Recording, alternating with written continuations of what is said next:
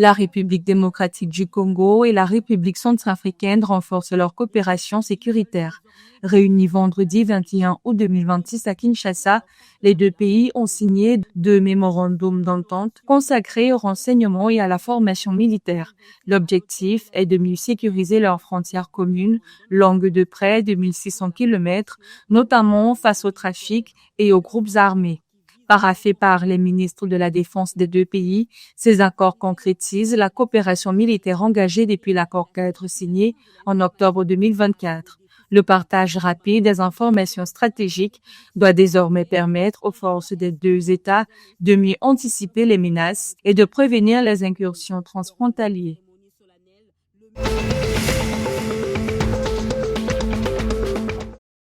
Au Tchad, la ville de N'Djamena métropole, qui concentre plus de 1,5 million d'habitants, se dote d'un nouveau rendez-vous commercial hebdomadaire. Le marché dominical a été officiellement lancé ce dimanche 24 août 2026 dans le quartier Béguinage, situé au sein du 2e arrondissement de la ville de N'Djamena. À l'occasion de cette première édition, le maire de la capitale tchadienne a visité les différents stands où étaient proposés produits artisanaux, fruits, légumes, poissons, articles culinaires et accessoires divers. À travers ce marché, la commune entend soutenir les commerçants et entrepreneurs locaux tout en offrant aux habitants un nouvel espace de commerce et de proximité.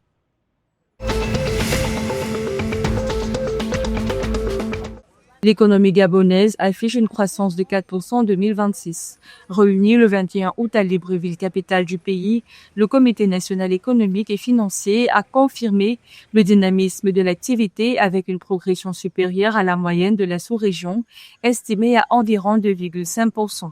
Cette performance est principalement portée par le secteur hors pétrole, notamment les BTP, l'agriculture, l'agro-industrie et les services. Le gouvernement table sur une accélération à moyen terme avec une croissance pouvant atteindre 5 à 6% soutenue par de nouveaux investissements et la transformation locale des minerais.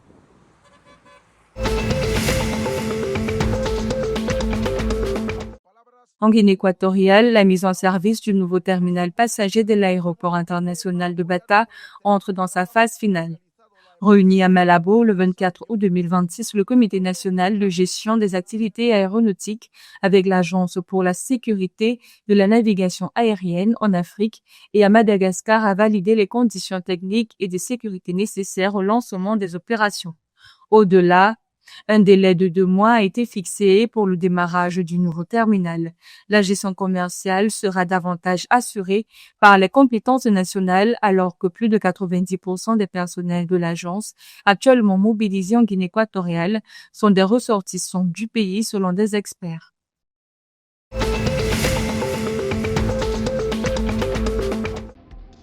En République démocratique du Congo, le cycliste Joël Kiaviro s'est classé 10e au championnat d'Afrique de gravel disputé samedi 22 août à Windhoek en Namibie. Il a bouclé les 143 km de course en 4 heures 30 minutes parmi 140 participants.